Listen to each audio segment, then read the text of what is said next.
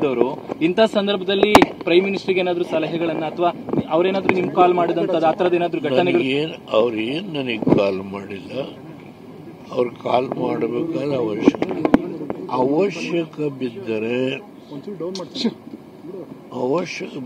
ನಾನೇ ನನ್ನ ಅಭಿಪ್ರಾಯವನ್ನು ಲಿಖಿತವಾಗಿಯೇ ತಿಳಿಸ್ತೇನೆ.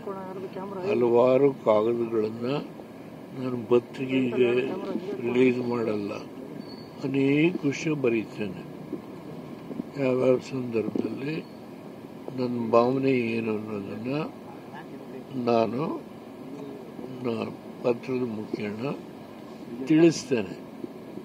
ಏಕೆಂದ್ರೆ ಫೋನಲ್ಲಿ ಒಂದು ಮಾತು ಹೇಳಿದರೆ ಆಗೋದಿಲ್ವ ಅಂದರೆ ಎಲ್ಲ ಪತ್ರದಲ್ಲೇ ಬರೀತೀವೋ ಅದಷ್ಟು ಫೋನಲ್ಲಿ ಮಾತಾಡೋಕ್ಕಾಗಲ್ಲ. ಹಲವಾರು ಕಾಗದ ಪತ್ರಗಳನ್ನು ಬರೀತೀವಿ.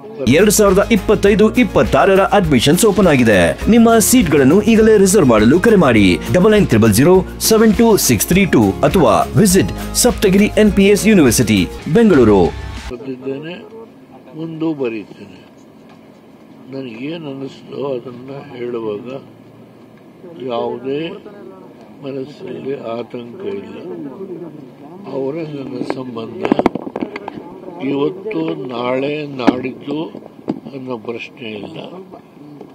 ನನ್ನ ರಾಜಕೀಯದ ಕೊನೆ ಘಟ್ಟದಲ್ಲಿ ನಾನೊಂದು ತೀರ್ಮಾನ ತಗೊಂಡಿದ್ದೇನೆ. ಸರ್, ಈಗ ಸಿಂಧೂ ನದಿ ನೀರನ್ನ ತಡೆ ಹಿಡಿದಿರ್ಬೋದು, ಇದೆಲ್ಲ ಉತ್ತಮ ಕ್ರಮ ಅಂತ. ಸರ್, ಈಗ ಯುದ್ಧ ಆಗ್ಬೇಕು ಅನ್ನುವಂತ ಚರ್ಚೆಗಳು ದೊಡ್ಡ ಮಟ್ಟದಲ್ಲಿ ಜನಮಾನಸದಲ್ಲಿ ಇದೆ. ಮಾಜಿ ಪ್ರಧಾನಿಗಳಾಗಿ ನೀವೇನ್ ಹೇಳ್ತೀರಾ ಸರ್? ಯುದ್ಧ ಮಾಡಬೇಕು ಅನ್ನೋ ನೀವೆಷ್ಟು ಮಾತಿರೋ ಪ್ಲೀಸ್ ಹಿಯರ್ ಮೀ. ಯುದ್ಧ ಮಾಡಬೇಕು ಅನ್ನೋ ಸನ್ನಿವೇಶ ಹೇಗೆ ನಮ್ಮ ದೇಶದ ಪ್ರಧಾನಮಂತ್ರಿಗಳು ಇಡೀ ರಾಷ್ಟ್ರದ ನಾಯಕತ್ವ 2025-26 ಅಡ್ಮಿಷನ್ಸ್ ಓಪನ್ ಆಗಿದೆ.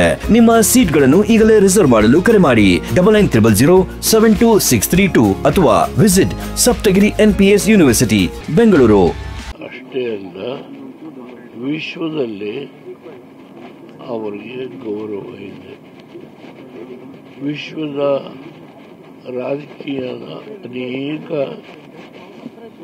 ರಾಷ್ಟ್ರಗಳು ಈ ಘಟನೆಯನ್ನು ಖಂಡಿಸಿದ್ದಾರೆ, ಬೆಂಬಲ ವ್ಯಕ್ತಪಡಿಸಿದ್ದಾರೆ. ಅದರಲ್ಲಿ ಟ್ರಂಪ್ ಫಸ್ಟ್ ಟೈಮ್ ಅದರಲ್ಲೇ ರಿಯಾಕ್ಟ್ ಮಾಡಿದ್ದಾರೆ. ಆದ್ದರಿಂದ ಇಂಟರ್ನ್ಯಾಷನಲಿ ಆಲ್ಸೋ ಇಂಡಿಯಾ ದೇಶಕ್ಕೆ ಬೆಂಬಲ ಕೊಡತಕ್ಕಂಥ ಅನೇಕ ರಾಷ್ಟ್ರಗಳು ತಮ್ಮ ಭಾವನೆಯನ್ನು ವ್ಯಕ್ತಪಡಿಸಿದ್ದಾರೆ. ಅದರಿಂದ ಮುಂದೆ ಏನಾಗಬಹುದು ಅನ್ನೋದ್ರ ಬಗ್ಗೆ ನಾನು ಈ ನಿಮಿಷದಲ್ಲಿ ಹೇಳಲಿಕ್ಕಾಗಲ್ಲ. ಪ್ರಧಾನಮಂತ್ರಿಗಳು ತೆಗೆದುಕೊಳ್ಳುವ ಆಯಾಯ ಸನ್ನಿವೇಶಕ್ಕೆ ತಕ್ಕಂತೆ 2025-26 ಅಡ್ಮಿಷನ್ಸ್ ಓಪನ್ ಆಗಿದೆ. ನಿಮ್ಮ ಸೀಟ್ಗಳನ್ನು ಈಗಲೇ ರಿಸರ್ವ್ ಮಾಡಲು ಕರೆ ಮಾಡಿ 9900072632 ಅಥವಾ visit Saptagiri NPS university Bengaluru. ಈ ನಿರ್ಣಯ ತೆಗೆದುಕೊಳ್ತಾರೆ, ಅದಕ್ಕೆ ಇಡೀ ರಾಷ್ಟ್ರದ ಜನತೆ ನಾನೊಬ್ಬ ಅಲ್ಲ ಎಲ್ಲರೂ ವಿಶ್ವಾಸ ಇಟ್ಕೊಂಡಿದ್ದಾರೆ. ಇಲ್ಲಿ ರಾಜಕೀಯ ಮಿಕ್ಸ್ ಮಾಡಬಾರದು. ಪ್ರಧಾನಮಂತ್ರಿಗಳು ಕೊಡುವ ನಿರ್ಣಯಕ್ಕೆ ನಾವೆಲ್ಲರೂ ಒಗ್ಗಟ್ಟಿನ ಸಹಾಯ ಮಾಡಿ ನಮ್ಮ ಒಗ್ಗಟ್ಟನ್ನು ಪ್ರದರ್ಶನ ಮಾಡಿ ಇಂಥ ಘಟನೆ ಮುಂದೆ ಯಾವುದೇ ಕಾರಣದಿಂದ ನಡೆಯಬಾರದು.